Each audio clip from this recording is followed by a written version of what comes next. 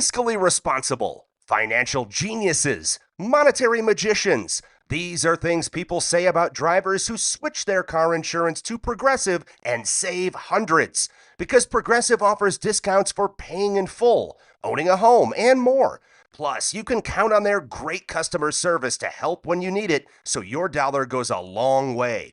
Visit Progressive.com to see if you could save on car insurance. Progressive Casualty Insurance Company and Affiliates. Potential savings will vary. Not available in all states or situations.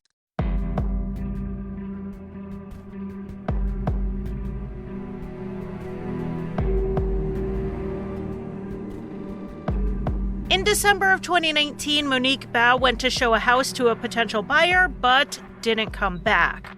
Hours later, a home intruder shot her boyfriend, and the search for Monique was on. Fortunately for the investigators, the shooters left a digital trail that unraveled a conspiracy. I'm Charlie, and welcome to Crimelines.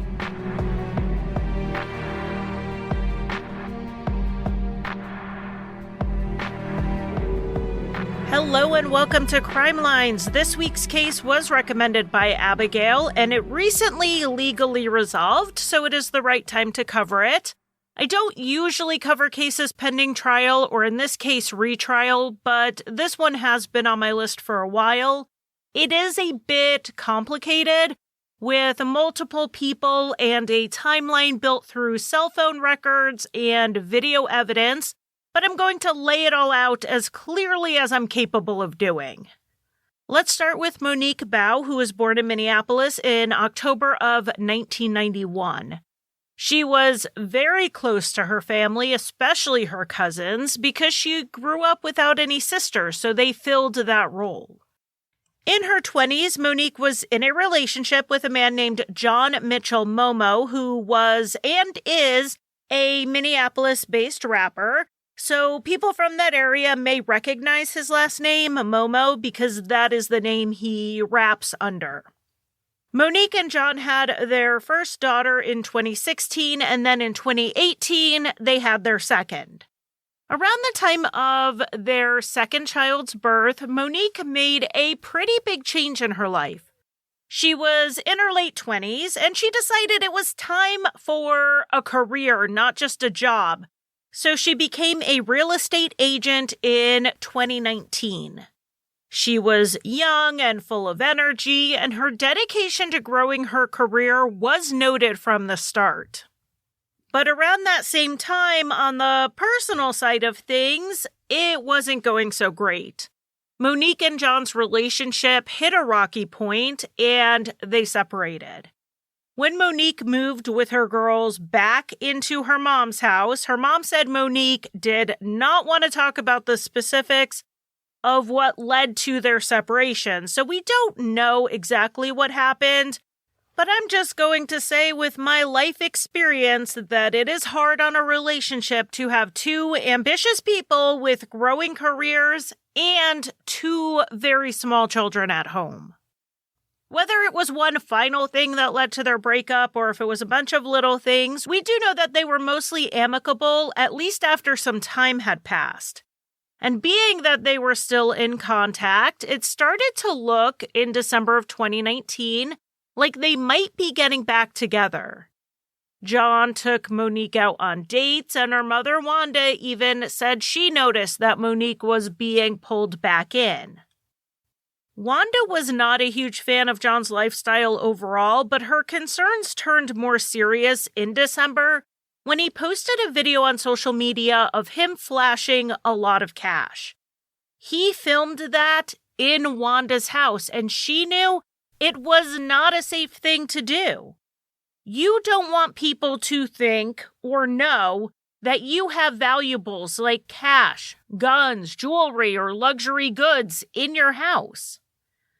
A not-so-fun fact, 7 members of the cast of The Real Housewives of Beverly Hills have been burglarized after being on a show where they are literally showing off their luxury goods. 2 of them were robbed while they were at a convention for reality TV stars, and their appearances at that convention had been made public. It looked like the burglars were watching to know when they'd be out of town. And these are people who can afford security and security systems. We're talking Kathy Hilton, the mother of Paris Hilton.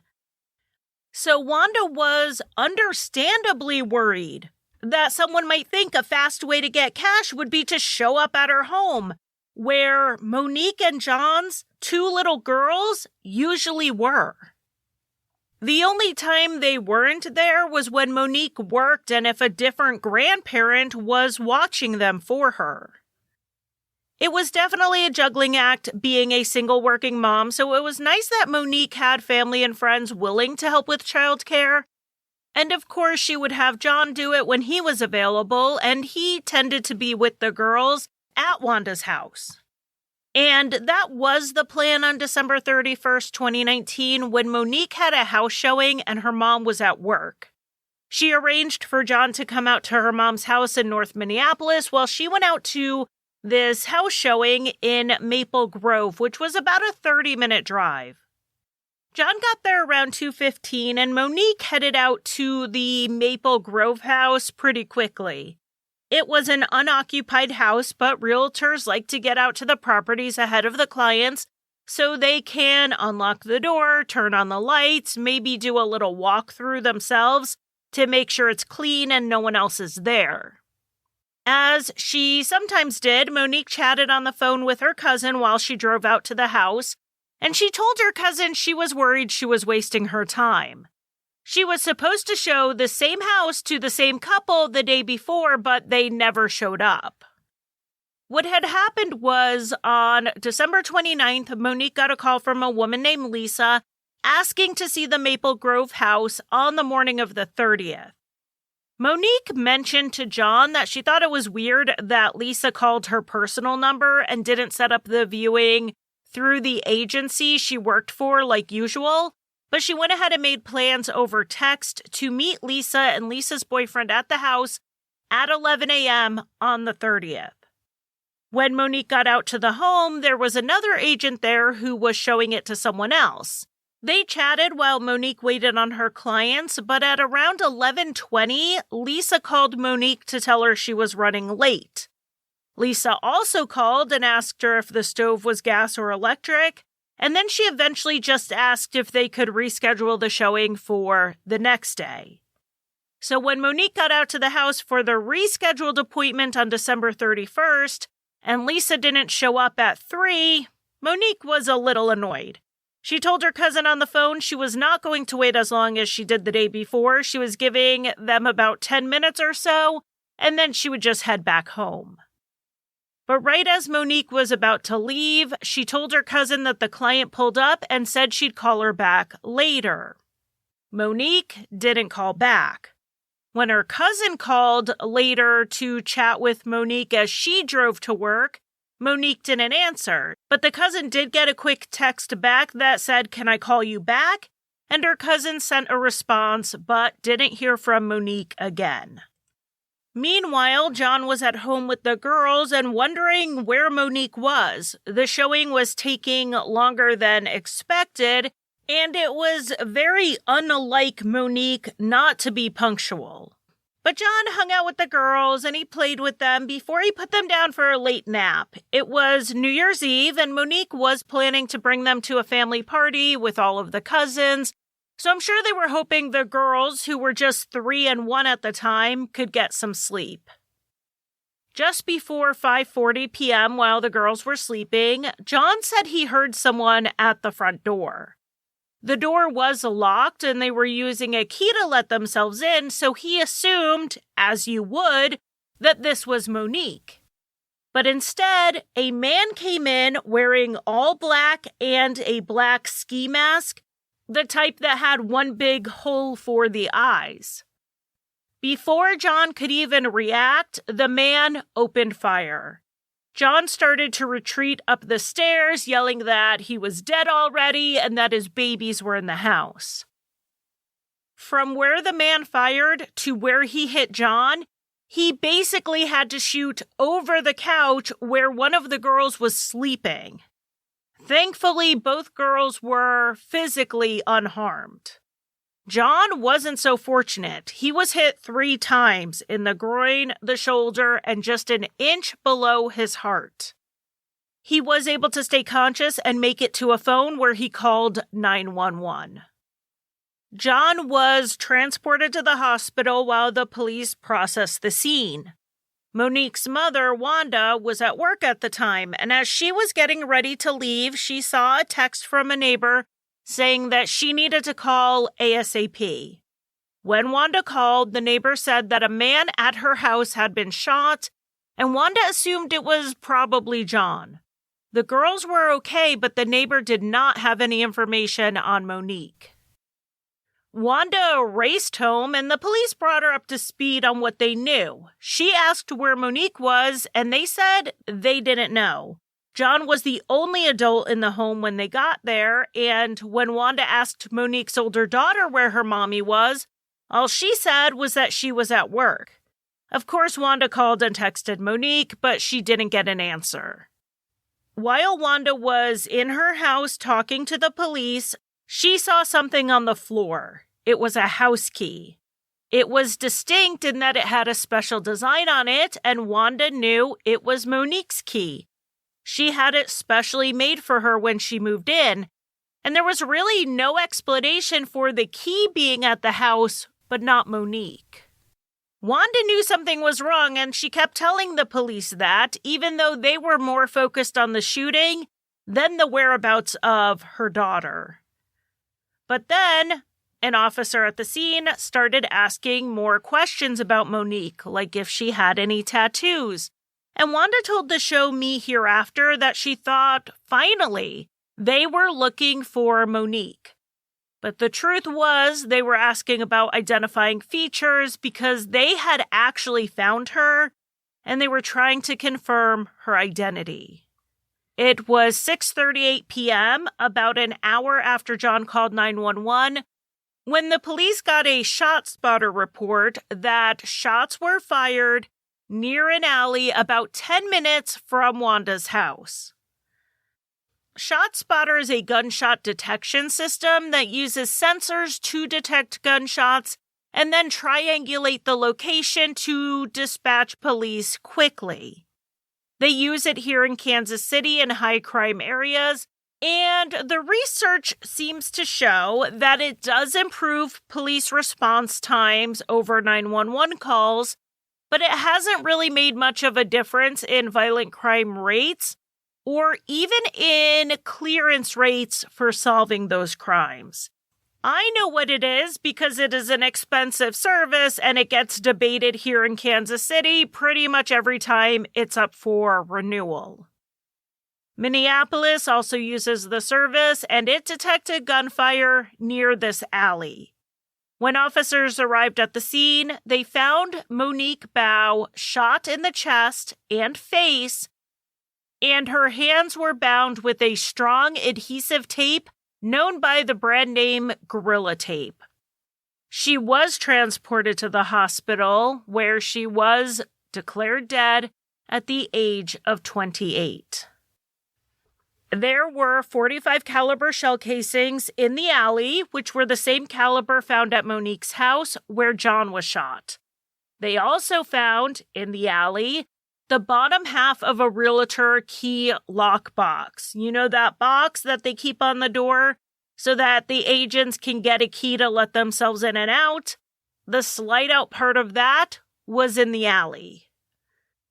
Monique's BMW was nowhere to be found, but they got a lead when the police in Maple Grove confirmed it was parked outside the house she had gone to show that day. Within a few hours of Monique's murder, the police were out to the house where they noticed that half of the lockbox was missing, and the one found in the alley was the perfect fit for it. Inside the house, they did not find much evidence, but they did find a pink acrylic fingernail on the floor. In speaking with witnesses, the investigators heard an interesting detail repeatedly. At the key areas in this crime, people saw a U-Haul moving truck. So the police pulled security footage from everywhere they could, and fortunately, A house across from the Maple Grove house had a camera facing the road. On the video, they saw Monique pull up around 3 p.m. and let herself into the house. They kept watching until they saw a U-Haul pull up and back into the driveway. 2 men got out and walked into the house. After a short time, the garage door opened. A man walked out, and then not far behind him was what looked like another man holding on to someone else and forcing them into the cargo area of the U-Haul. It's pretty obvious this was Monique. The U-Haul left the house at 3:17, and it was more than 2 hours before it was then spotted in Monique's neighborhood around the time John was shot. Fortunately, the U-Haul got picked up on an automatic license plate reader, so the investigators were able to track it to the company that rented it out, and it had been returned already. The employees had the back of the truck wide open to air it out because they said when it was dropped off, it smelled overwhelmingly of ammonia and bleach. Obviously, someone tried to clean it, but they didn't do that great of a job. Inside the back, the police found 4 more acrylic nails matching the one at the Maple Grove home. They also found zip ties, and in the passenger cabin, they found a wrapper for the Gorilla Tape.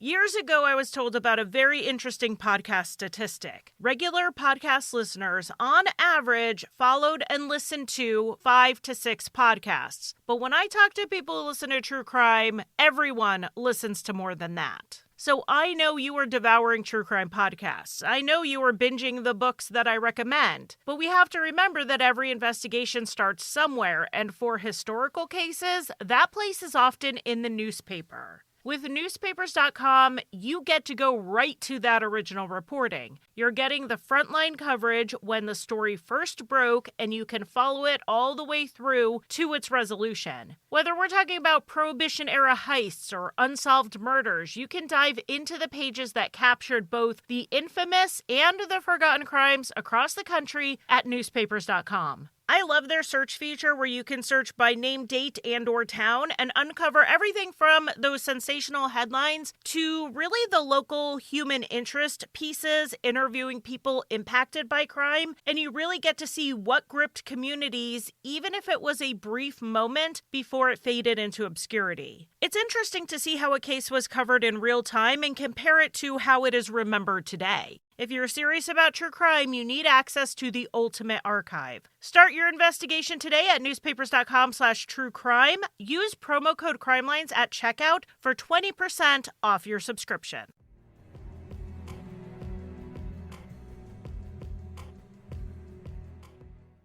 The rental company handed over the name of the person who had rented the truck, and that person was more than happy to tell the police what he knew because he was not involved in any murder.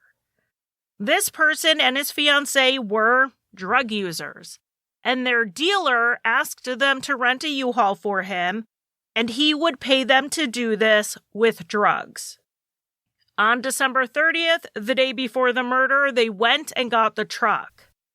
They said they were told by this man that he wanted the truck because he was moving to Maple Grove. And this person was 41-year-old Cedric Berry. Cedric Berry had a long criminal record. His adult record actually started at 18 when he was picked up on a probation violation, meaning that his criminal record actually started before that, but juvenile records are not public. A lot of his crimes were because he was involved in a gang and in selling drugs. The most serious conviction on his record was for manslaughter. He drove a car as his passenger shot and killed a rival gang member. He ended up getting 5 years in prison for it. He had drug charges for possessing and selling, aggravated robbery, illegal guns, fleeing the police. He even had an assault charge for attacking a corrections officer. while he was incarcerated for one of the drug charges. Cedric's name coming up so early in the investigation was odd for only one reason. He didn't know John or Monique, and they didn't know him, so the motive seemed to be pretty unclear. But because Cedric was known primarily as a drug dealer and gang member, early reports on the case did speculate that that's where the motive was. It was drug or gang related. But John, as he recovered from being shot 3 times, was pretty quick to tell the reporters that wasn't true. Monique was not involved in either of those things, and neither was John. He did have 2 minor drug convictions in his past, but he said those were isolated incidents. There really is a difference between selling heroin like Cedric was doing and smoking some pot, which is what John did. John suspected a different motive was at play, and so did the detectives, but that information was being held back and left out of the reporting at the time. But this was information John gave the investigators the day after the shooting when they asked him who might want to hurt him. And he could only think of one person, a man named Lyndon Wiggins. While Lyndon was involved in the drug trade, Lyndon and John knew each other through the music industry. They were both aspiring local rappers, and at one point, they were signed to the same label. It seems like Lyndon may have even been part owner at some point before he was pushed out. But the real issue here was that John started outshining Lyndon. He was getting noticed, and bigger names wanted him to perform with them, or they wanted to have him featured on one of their songs. It got to the point where about 10 or 11 months before the shooting, Lyndon and John had a major falling out. The two were not talking anymore. They were in fact hoping to never see each other again. John didn't really think it was so serious that Lyndon would kill Monique over it, and the investigators also couldn't find an obvious connection between Lyndon and Cedric Berry, the man they know rented the U-Haul. They knew Lyndon wasn't the second man seen on the home security footage from the Maple Grove house because the second man was a lot bigger than Lyndon, and he walked with a very distinct gait. So distinct, in fact, that an officer viewing the footage recognized it.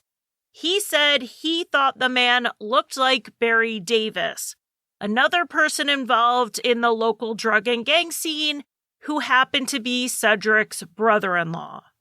And Barry Davis did have a known connection to Lyndon Wiggins. Given that Cedric rented the U-Haul, the detectives had enough to at least arrest him and bring him in for questioning just 2 days after Monique's murder. He had nothing to say, but when they searched his car, they found a black ski mask with one big hole for the eyes, black Gorilla Tape, just like what was used to bind Monique's hands, and walkie-talkies that looked like they were new. One of the investigators decided to try to track down the purchase of those walkie-talkies by simply going to the Walmart near where Cedric lived, and he hit pay dirt. Not only did they confirm the purchase was made at their store, they pulled up the receipt from that purchase, and the person also bought bleach, ammonia, and a small tent. And you know what we love about Walmart in these cases? They have invested in their security cameras. It was very clear who bought these things. It was the same person they believed was with Cedric at the house when Monique was abducted. His brother-in-law, 40-year-old Barry Davis. It would turn out that when they arrested Cedric at a local hotel, Barry was also there, but he slipped out a side door. An arrest warrant was issued for him, but he was on the run. The investigators were able to find someone else they suspected was involved, and that was a 28-year-old woman named Elsa Sigura. When her name hit the papers 2 weeks after Monique's murder, it was said she was the girlfriend of, quote, an unnamed suspect. And we know that the unnamed suspect was Lyndon Wiggins, John's rival in the music industry. It turned out John was not the only person to point the finger at Lyndon. An anonymous tip came in through Crime Stoppers that identified Lyndon as being behind what happened, and a confidential informant also told the police that this was a hit paid for by Lyndon Wiggins. But the investigators also knew that even though men like Cedric and Lyndon and Barry kept showing up in the investigation, a woman had to be involved because it was a woman who called Monique and left a voicemail identifying herself as Lisa to lure Monique out to the house for that showing.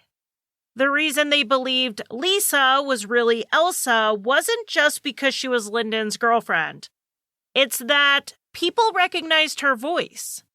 She worked as a probation officer in the area, and an investigator heard the voicemail left for Monique and said that was Elsa.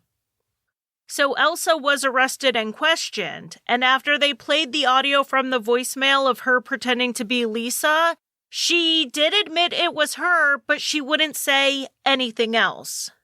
So instead, her internet searches spoke for her.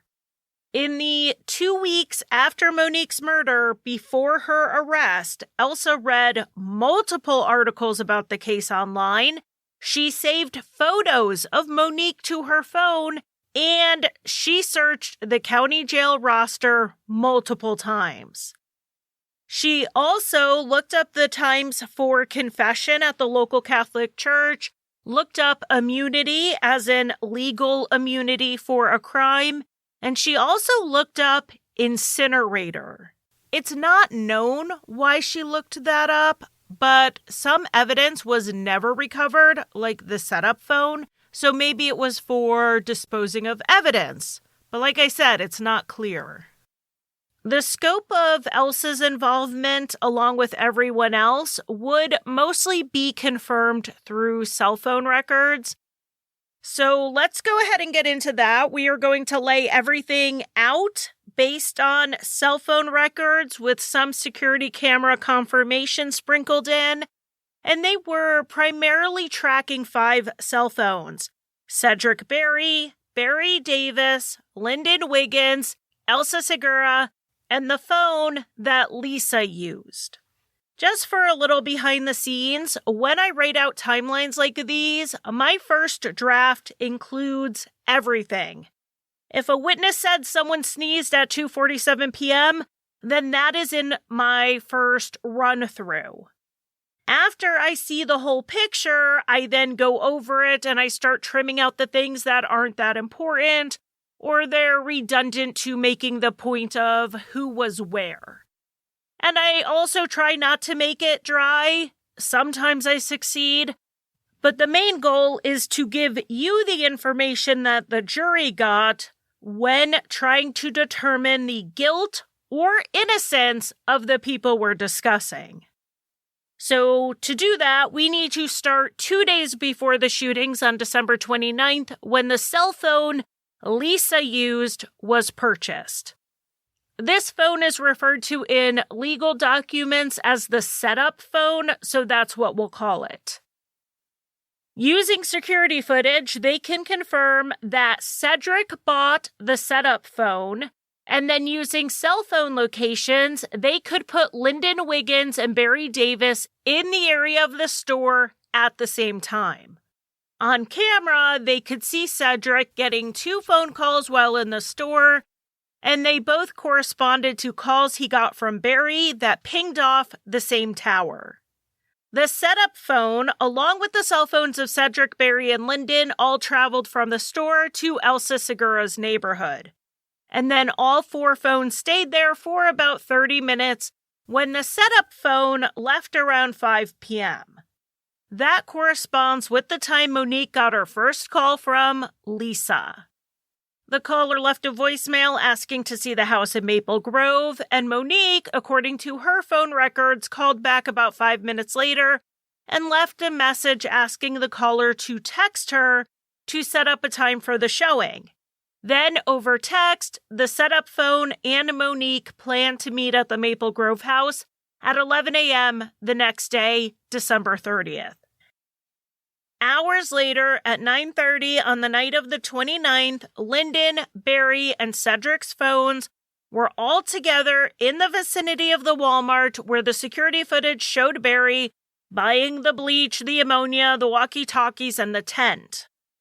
The next morning, while Monique was inside the Maple Grove house waiting on Lisa, cell phone records showed Cedric and Barry's phones were in the area for 36 minutes, and a car that matched Cedric's wife's vehicle started circling the block at the same time, according to a neighbor's security camera. Then the setup phone called Monique, and that is when Lisa told her she was running late. She asked about the stove, and then she eventually rescheduled the showing for 3 p.m. on New Year's Eve. After that call, Cedric and Barry's phones left the area. It's believed that this was either a dry run to figure out what they needed to know to pull off abducting Monique from the house, or they were waiting on the other real estate agent to leave. And then, when it took too long, they decided to try again the next day. At 8:12 p.m., the U-Haul truck was rented, and Cedric and Barry's cell phones put them in the parking lot where the person who rented it said they met up. He said they agreed to meet back in the same spot the next day for Cedric to return it. So then we are at December 31st, 2019, the day of the shootings. The setup phone texted Monique to confirm the appointment, and Cedric and Barry's phones were back at the parking lot where the U-Haul was at around 11:40. So the investigators pulled the camera footage in that area, and they saw Cedric's Buick pull in, and then the U-Haul and the car both left. While they were doing that, Lyndon's phone called Elsa's, and they spoke for around 2 or 3 minutes. Then at 2 p.m., Lyndon went to Elsa's house for 30 minutes, and when he left, so did the setup phone. Then, we know at 3 p.m., Monique arrived at the Maple Grove house, the U-Haul arrived shortly after, and then they all left the home. Monique's phone traveled from the house in Maple Grove towards Minneapolis before it went offline. It was then nearly 2 hours later that a camera caught the U-Haul driving near where Monique was living with her mom. The truck drove around the area for about 40 more minutes before it arrived at the house. A masked man entered with Monique's key and shot John. About 5 minutes later, at 5:45, a license plate reader captured the U-Haul's plate. They do not have Cedric or Barry's phones pinging in any of these key areas. From about 2:30 until 5:52 p.m., both phones were together and pinging off a tower near Cedric's cousin's house. Neither phone had outgoing activity during this time, so the phones were in the house being unused. And the place the phones were was blocks away from where the U-Haul was seen by the license plate reader. At 5:52 p.m., both of the phones left the cousin's house together, and Cedric's phone called Cedric's wife. Then minutes later, both the U-Haul and Cedric's car were seen on a traffic camera. The two vehicles traveled together through North Minneapolis for the next 30 minutes or so. The cell phone location data backs up the traffic cameras, and the traffic cameras back up the cell location. The U-Haul and the Buick and Cedric and Barry's phones were all together. At about 6:30, video footage caught the U-Haul driving near the alley where Monique was killed, and a witness in the area said she saw a car matching the description of Cedric's tan Buick parked in front of her house around the same time. The tan Buick drove away, and minutes later, this same witness heard gunshots. The timing aligns with the shot spotter alert. Our timeline at all relevant points puts vehicles in Cedric and Barry's control and or their phones in all relevant locations. But there are two really important spots on this timeline I want you to think about. It was about 2.5 hours from when Monique was killed to when John was shot, with a chunk of that time spent circling the neighborhood he was in with the kids. And then, after John was shot, it was nearly an hour before Monique was killed. Why did they hold on to Monique for so long? The theory for that first block of time was that they abducted Monique because they were looking for John so they could kill him on Lyndon's orders. But they didn't know where he was staying. He had moved out of the place he lived in when he and Lyndon were friends, and the person who would know where he was would be the mother of his children. But Monique knew that her little girls were in the house too. She was not going to give these men any information that would put them in danger. And it looks like she fought not to tell them. We know her acrylic nails had been removed. She also had scratches, bruises, and a chipped tooth, as the investigators believed she stalled in giving them the information they wanted, and they assaulted her, trying to force her to talk. One thought that has been floated is that Monique purposely stalled them until the time she knew John would be putting the girls down for that late nap, and she hoped they would be lying down asleep and less likely to be hurt in whatever happened next.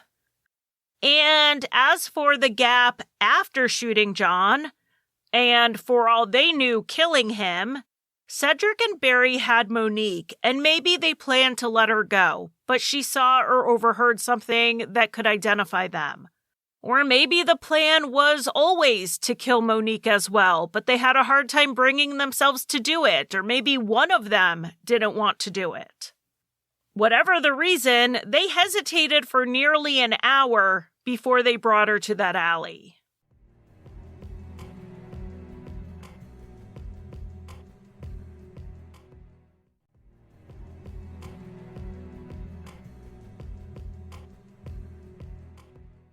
In the end, there would be one more person implicated in all of this, and that was Cedric's wife, Shantae, who was also Barry's sister. Her cell phone and security footage put her with them when the U-Haul was picked up, and she also paid for a hotel room for them after the murder. She was given an accessory charge. In May of 2020, Barry Davis was found and arrested in Illinois and extradited back to Minnesota to face homicide charges. And as for 35-year-old Lyndon Wiggins, the person the investigators thought was behind all of this, he ended up in federal custody on firearms and drug charges, but he was eventually charged for Monique's murder in November of 2020. Everyone directly involved, Cedric, Barry, Lyndon, and Elsa, were charged with aiding and abetting. In Minnesota, aiding and abetting has the same liability as if you committed the crime yourself. So specifics on who shot John and who shot Monique weren't necessary to even speculate on. And because they worked in lockstep, Cedric, Barry, and Barry Davis were tried together in May of 2021. They wanted to sever their cases, but the state successfully argued that while they participated in different aspects of the crime, the evidence against them was almost identical. The motive presented at all of the trials was that this was a mix of jealousy and revenge. John's star rose faster than Lyndon's, and John was making money he flaunted on social media. And after John left the record label, Lyndon accused him of stealing music. But then, in October of 2019, Lyndon's home got raided by federal investigators. He was arrested on drug and firearms charges, and he told people that he thought John had informed on him and set it all into motion. Lyndon was facing serious time in prison on these charges, so after watching John succeed and believing John was actively harming him, Lyndon hired his friend Barry to kill John, and Barry then recruited his brother-in-law Cedric to help. A lot of the evidence in this case was circumstantial. There was some forensic evidence, like Monique's DNA being found in the back of the U-Haul, and Cedric's fingerprints found on the tape around her wrists. And Barry's DNA was found on the gear shift of the U-Haul. Barry's defense was that he didn't do it, and he pointed out that his cell phone was not at the scene of the shooting. It was at the cousin's house. The state was arguing that the location of Barry's cell phone was attached to Barry's location at all the other points in the timeline that incriminate him, but then they wanted the jury to think that he just left his phone behind this one time. Of course, the state countered that, yes, the cell phones were left behind on purpose, and that's why they bought those walkie-talkies to use during the actual commission of the crime.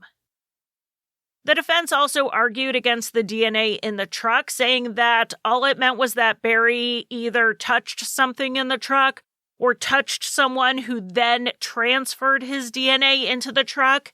It didn't mean he drove it when someone was being abducted. Barry's attorneys presented this evidence to the jury as he did not testify in his own defense, but Cedric did. And he provided a little bit of an alibi defense, not a strong one, but he said that after he used the U-Haul to move some personal items, he left it at his in-laws' house along with his Buick, while he used another car to drive around and sell drugs. So basically, he was busy committing a different crime at the time of Monique's murder. Cedric had some gaps in his memory, saying he rented the U-Haul to move marijuana, but then saying he used it to move furniture. He also said he remembered Barry had plans to meet up with a Lyndon that day, but he couldn't remember why. And while he didn't directly accuse Barry of being guilty, Cedric did hint that maybe it was a Lyndon on the home security footage and not him. Cedric did concede that he bought the setup phone for Lyndon, but he said he was not told what it was going to be used for. Drug dealers use burner phones, so it didn't seem like such an odd request in that context. As for his own cell phone being moved around with the U-Haul and the Buick, Cedric said he had actually left it in the Buick that day. So it wasn't with him, and whoever had it must have been the one who called his wife for some reason. I do like to give both sides when I can, even when I think a person is guilty, so I will say Cedric did have one point on his side that I think is worth mentioning. Lyndon was not Cedric's friend, so why would he commit a crime for him? The theory was he did it to help out his brother-in-law Barry, but Cedric said that made even less sense. In the fall of 2019, Cedric got arrested and he agreed to become a police informant. One of the people he was informing on was Barry Davis. So why would Cedric, knowing the police were watching him and Barry, go and commit a kidnapping, murder, and attempted murder alongside him? That is probably the strongest point in his defense, though I don't know how strong it is.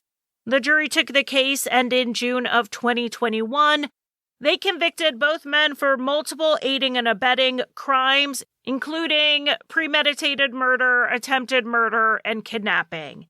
They were sentenced to life without parole. Next up was Elsa Sigura's trial. She was charged with aiding and abetting first-degree murder and kidnapping for making the call to lure Monique out to the house. There really isn't much of a need to get into all of the details here because she admitted she made the calls, but she said she did it at Lyndon Wiggins' insistence, and most importantly, She did not know why he wanted her to do it. According to her testimony, Elsa said she did a lot of things for Lyndon over the course of their 3-year relationship. She leased a truck for him in her name. She rented him a townhouse. She booked flights and hotel rooms and Uber rides, all using her name and money. He would often pay her for these things in cash, but he didn't want the financial paper trail coming back to him. And Elsa was fully aware that's because he was a drug dealer. Elsa said Lyndon gave her the phone and instructed her on all the calls and texts she made to Monique, including what to say and what name to use. But she said she didn't know why she was doing it. She suspected Lyndon wanted access to the house to stash drugs or something related to his drug business, but she denied she knew that murder or kidnapping were ever part of the plan. She said she wouldn't have done it if she knew that. On cross-examination, the state pointed out that while Elsa had done things for Lyndon before, she always used her own name. This time, she used an alias, so she had to know it was different. The state accused her of being a smart person playing dumb. They also had evidence that Elsa had used the system she had access to as a probation officer to look Lyndon up, so she was well aware of his record, which included the fact that he was a registered predatory offender. We're all pretty familiar with the idea of sex offender registries, but Minnesota's registered offender list also includes other crimes that are viewed as predatory. And Lyndon landed on this list because he had been convicted of an aggravated robbery where he and his accomplices forced the victim into the trunk of a car, and kidnapping is one of the crimes that can get you on this list. So Elsa knew that he had kidnapped someone he robbed before, so she couldn't say she never expected him to do something like that. Elsa was, in the end, convicted of aiding and abetting premeditated first-degree murder, attempted murder, felony murder, and kidnapping. The judge acknowledged that her role in all of this was lesser, but still significant. She could have stopped all of this with one call to the police, and he felt she deserved the same punishment that Cedric and Barry got. She was sentenced to life without parole. So then we get to Lyndon Wiggins' trial in May of 2022, the mastermind behind everything, according to the state at least.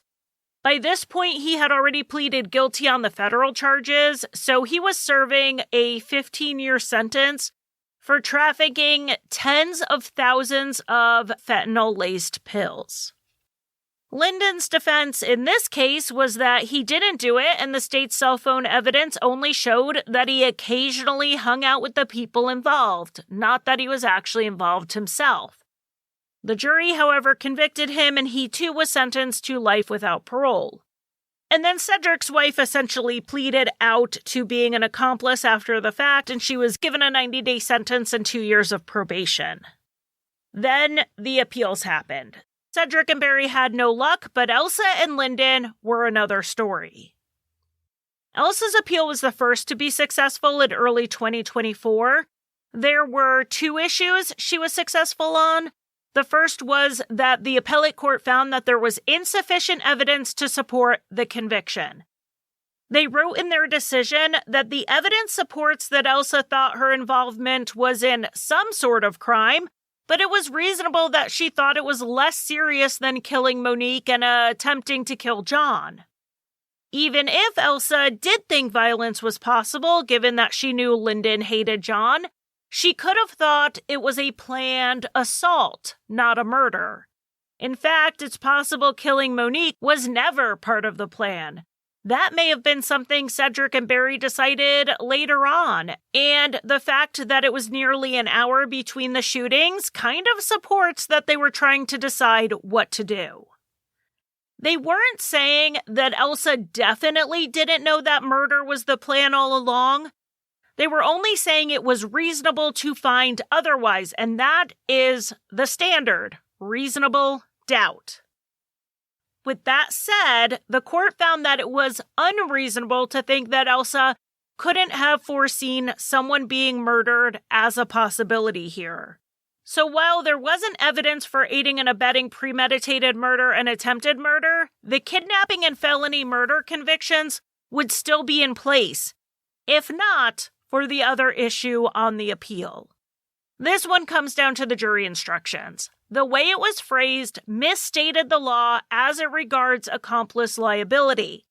And it was a big enough error that the jury could have been misled or confused by it and convicted Elsa when they wouldn't have under the actual definition. So the conviction was overturned and Elsa was going to get a retrial. In their decision, the appellate court wrote something I thought was very important. They said, quote, "We reach our decisions in this difficult case with full recognition of the grievous loss suffered by Baugh's family," end quote. And that is something I think about all the time. I talk about it with people all the time. Families get put through so much in the legal system, and I wish there was a way we could spare them from more pain when a conviction gets overturned, even though I know overturning the conviction is the fair thing to do. The only way to save families from this pain is to get it right the first time at trial, but even when everyone does the best they can, an error in jury instructions can happen. So after dealing with 3 trials for 4 of the defendants, the family learned they were going to have to redo one. And then a month after Elsa's conviction was overturned, they found out they would have to do it again. Lyndon Wiggins had his conviction overturned for the same error with the jury instruction. Elsa ended up not going back to trial, but she instead made a deal. They dropped the murder-related charges, and she pleaded out to aiding and abetting a kidnapping. She had to stipulate certain facts, including that she knew the plan was to kidnap Monique to find out where John was. Elsa was also facing some federal drug trafficking charges at the time, and she made a deal in that case, and all of that hinged on her agreeing to testify against Lyndon Wiggins. This was so interesting because often when a conviction is overturned on appeal, the state has less evidence to use at retrial because whatever caused the successful appeal can't be used at the new trial.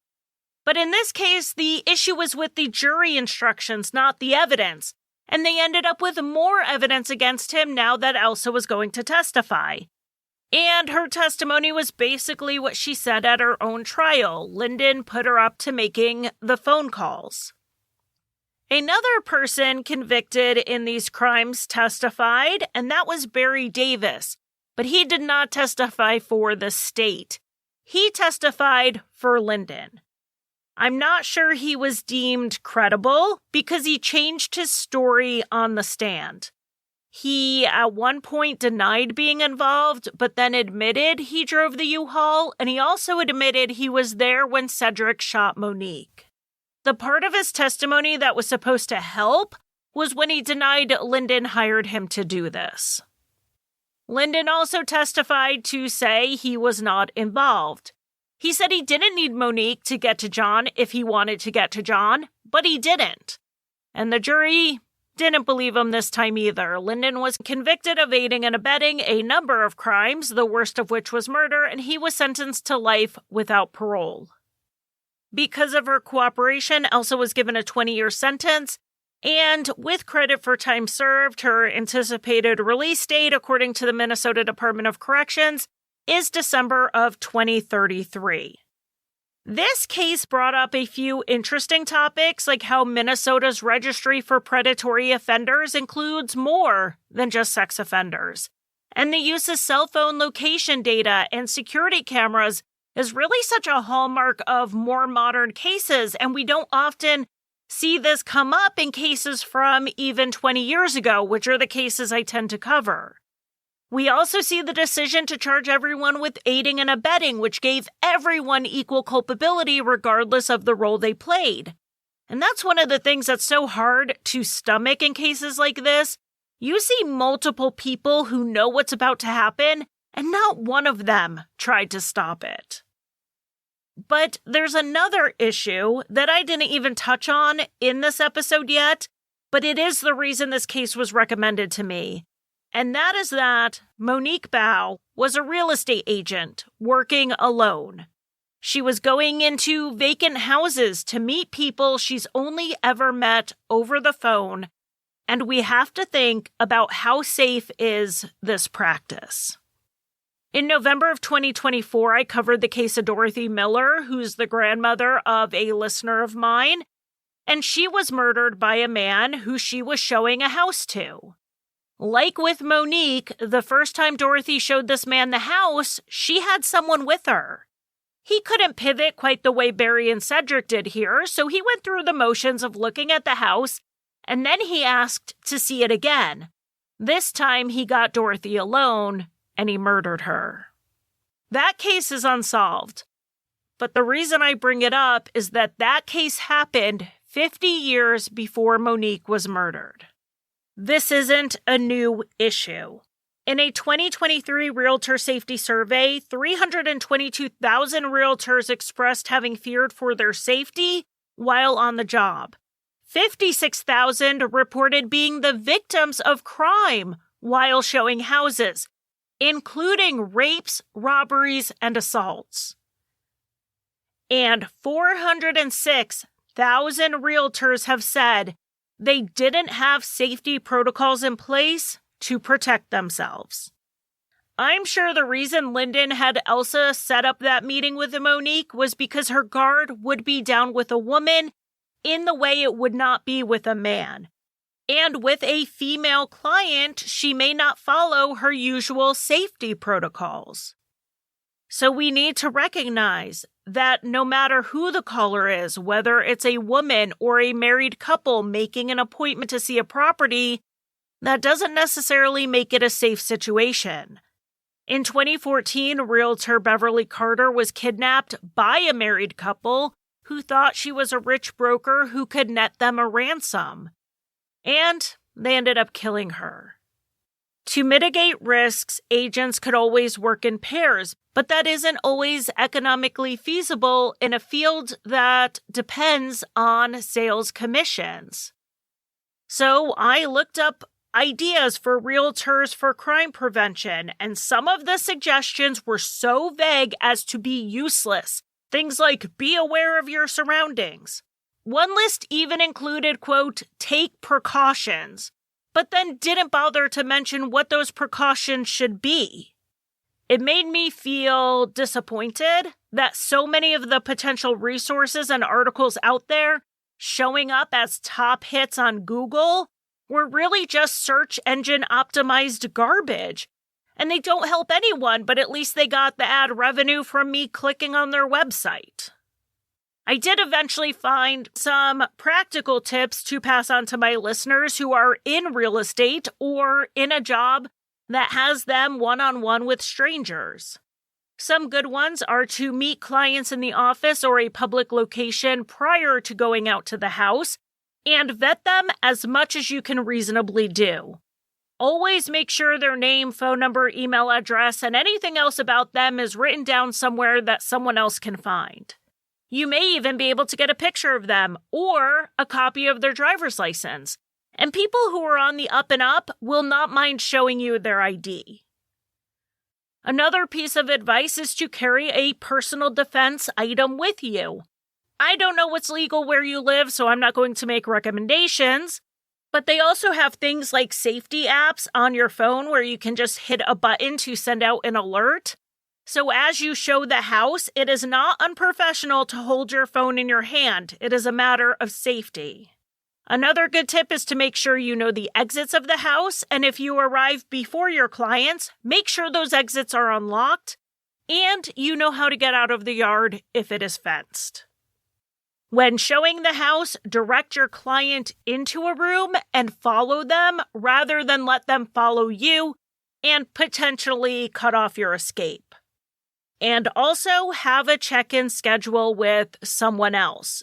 If you're out showing 5 or 6 houses or you have an all-day open house, have someone you check in with by phone, not text, every hour.